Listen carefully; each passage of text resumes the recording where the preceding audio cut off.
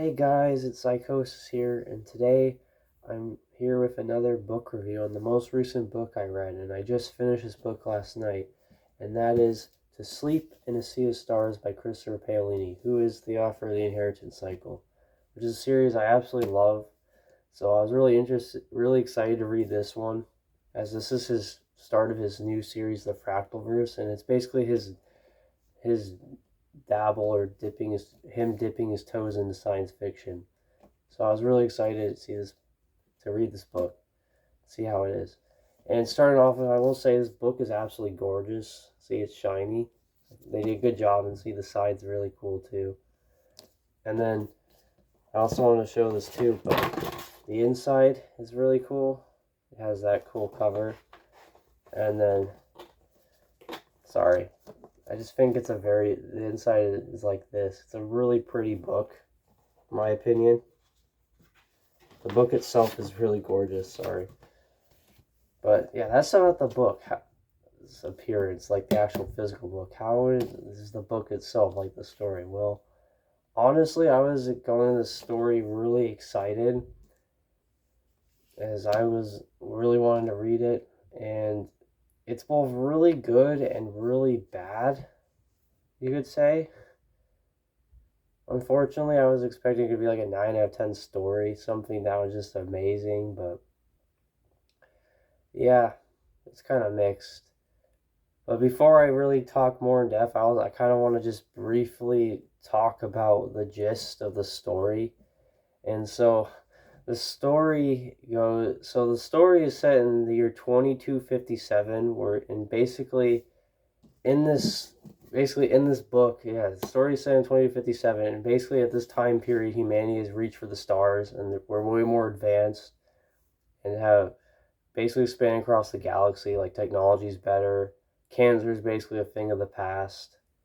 They talk a lot about that, like about the advancements in medical stuff. It's kind of cool, but yeah, humanity's advanced. There's spaceships, colonies everywhere, and yeah, and our main character is a girl named Kira Navarez. I'm guessing that's her, and she's an xenobiologist. And it starts off with her and her team are at a colony on this planet called Adrastia, and it's their last day, and they're all celebrating. But then on the last day, she gets a one last command from her boss to go check out this distress signal coming from a drone, and the drone is on the moon of the planet called Adra. And so she goes to check it out, only to find an alien structure, and the alien structure, this Xeno latches onto her.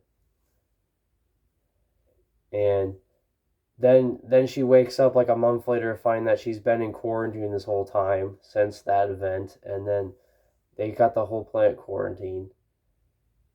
But then it gets triggered, and then the Xeno basically kills like her whole team, including the one guy, Alan, who was like her fiance, and so she gets pretty screwed up about that.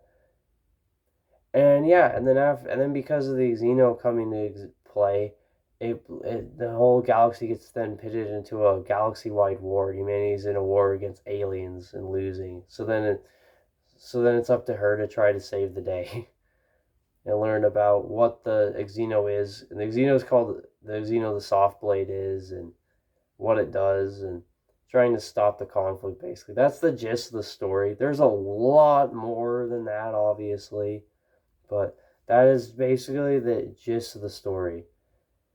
And yeah, to start off with, yes, there are aliens in this story, and they are kind of like the antagonists of the story, obviously. Humanity's supposed to be the good guys, even though a lot of the humans, the military forces, do a lot of stupid decisions in this book, and not listening to advice and deciding to go fighting aliens when they shouldn't be, and kind of holding back, that kind of thing. But yeah, start off with the aliens. There are aliens, like I said, and the aliens, I wasn't the biggest fan of the aliens. And in this book, another spoiler, there's two kinds of aliens. There's the jellies, yes, they're literally called the jellies, and the nightmares, or the corrupted, however you want to refer to them as. The book calls them either way. And sort of the jellies, humans call them the jellies. The soft blade, the Xeno she wears, because it's like a suit. It basically latch on her like a suit. It refers to them as the graspers, but the book never refers to them that, rarely ever. So you just refer them as jellies. They're basically like giant octopus squid-like beings, and they're kind of like weird and intelligent, definitely different from humans, and they communicate by smells. It's really weird. And that was one issue I had with the book, is just the way they talk, is because every time they talk, they say their name, and they basically announce themselves in brackets. The communication was in brackets. It was really weird. I wasn't really a fan of them. And then there's the corrupted, and they're just like the true antagonists of the story. And they're kind of like, they remind me of the Flood, because they're only concerned with devouring all life and just destroying everything. And when they fight, they with their ships, they just kind of like ram and suicide bomb everything, kamikaze everything, you could say. And kind of weird and edgy, basically, like flesh, and absolutely disgusting, like a lot of red and black rotten flesh coloring. But yeah, those are the two main ones, and then there's another third one, but they're never in the book. They're referred to as the Vanish, because they disappeared. They're like this ancient race that were like highly advanced, but there's just reference for old technology, and that the jellies are advanced as they are only because they took the technology of the Vanish and used it to their own advantage. Yeah, there is lore to this story.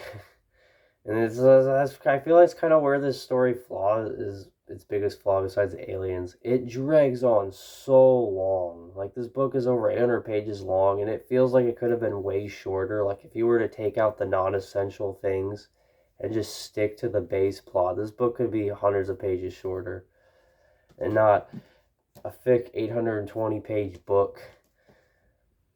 But I feel maybe that's kind of the case, because he's trying to set up. This is his first book in the series. It came out in 2020. Yeah, because he's trying to start as the start of the Fractalverse. So I feel a lot of it might have been that, trying to get a series off the ground, trying to set up lore. But that's also that's his biggest flaw. It just drags on really long, and he'll mention stuff in the book, and he'll either have to take many pages to resolve it and explain so it's not a plot hole, or just forget about it for a long time and then randomly mention it again, or something insignificant he'll mention and then it'll be brought up later and it's somehow more significant than how it was made out to be early on in the book. And that is just kind of the biggest flaw of it. And yeah, I also did like some of the characters. They just were kind of annoying. I mean, they got better as the book went along, but just their core of the characters themselves I didn't like. Even the main character Kira was kind of as like like she's at times better than Aragon as a main character, and worse. And yeah, and there's also a few awkward scenes in this book that I didn't like. Dude, this really weird awkward stuff. But yeah, it sounds like there's more negatives, but there was great stuff. That's what I mentioned early on. This book is great, it's great. Like, there's space battles, it's character driven. Her Xeno, the soft blade's like a budget Venom Max Steel, and can summon spikes, and she can shape it however she wants to. She can control it. It's kind of cool. And yeah, and there's more of the story, but the characters are basically they're a mixed bag. And that kind of also harms the story, because this is more of a character driven story. Like, you're with the characters for like most of the book. And when it's not, it's either her dreaming and having weird dreams, or just someone explain the lore of the story. There's kind of just like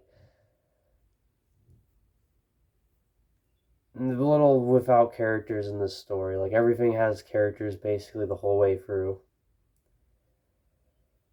yeah, the story's good, and the science is really cool. What really drew me to read this book was actually the science. When hearing him talk about the science of this book made me excited, and yeah, the science behind the ships and stuff, and how they can travel really fast and go around space is really cool. And I also like how he kind of put some realism to it, like overheating and stuff, and why they can't just like willy nilly go around space at the speed of light or faster. It was pretty cool. And at the end of the book, he has like information about the science behind it if you're more interested in actually learning about it. It's really cool. And I will say that part was actually what I was excited for, and that part was awesome. Like the science is really cool. And yeah, and that's kind of the thing also is that when I say Kira wasn't the best, she's like a xenobiologist, and she like drifts away from all that stuff as the book goes along and becomes like this action hero with her Xeno and that. And that was kind of just like, okay. And yeah, the book drags on, like I said, unfortunately. But the book in its great is really great. I love this all the space battles and stuff. I love that kind of stuff. And like I said, the Xeno's kind of cool. The aliens were, wasn't really into them very much. And the ending also is like a mixed bag as well. Like the last ending is just okay and weird, but the very, very end of the book is amazing. I love the very end. Like the last 2 pages of the book were just great. And he ended it in such a way where you could read this as a standalone and it would be a totally great ending, but also it sets up for the future of what's going to happen in the rest of the series. And yeah, and I'm excited to see what happens. But anyways, I say overall, this book is about a 6 out of 10. It's not amazing. It's not bad either. It's not great. It's good, but it's not great. Like, I was expecting more, but for a starting book, it is good, and it kept me into it. It just could have been shorter. Some of the stuff didn't have to be there. Some of the characters weren't the best, and I wasn't the biggest fan of the aliens, but he put a ton of, like, it was clear he put a ton of effort and lore into, like, the lore and setting of this book. And was trying to set up this whole grand universe, and I'm really excited to see where he takes it with how the ending was. I'm trying not to spoil it. If you want to read it, you can. But yeah, that's my rating. It's probably already going to be crazy controversial 6 out of 10 because from what I've seen, this book's really divisive on the internet. A lot of people have been I saw a lot of people hating on this book. And I'll just say stick with 6 out of 10. It's good, but it's not great. I'm excited to see how it is. So this is the only real solid book in the series right now. The only other books he's written for the Fractalverse is Fractalize, which is like a short prequel book of this, and a short story called Unity. So I'm excited to see where he takes it in the future. Yeah, that will be my review for To Sleep in a Sea of Stars. Good book, but it has more than a fair share of flaws, and just like, yeah, random mentions of stuff and and then bringing stuff up out of the blue for no reason, just things like that. And it's just long, but it's a good story if you want to get through that, and the science is pretty cool, like I said. And I'm excited to see where it goes, the series. And I also forgot to mention before I go, there's also a character from the Inherit Cycle that makes a brief random showing in this book. I'm not going to say who, but they're in this book. But yeah, that'll be my review for To Sleep in a Sea of Stars. If you guys want, I'd recommend to read it if you want to, but like I said, it's 6 out of 10. It's not the greatest book out there, but if you want to read it, it is good. It's not great. And yeah, that will be my review. Hope you guys enjoyed the video, and if there's any books or albums or whatnot you want me to do, just let me know in the comments, or any constructive criticism. And yeah, I will see you all next time. Goodbye.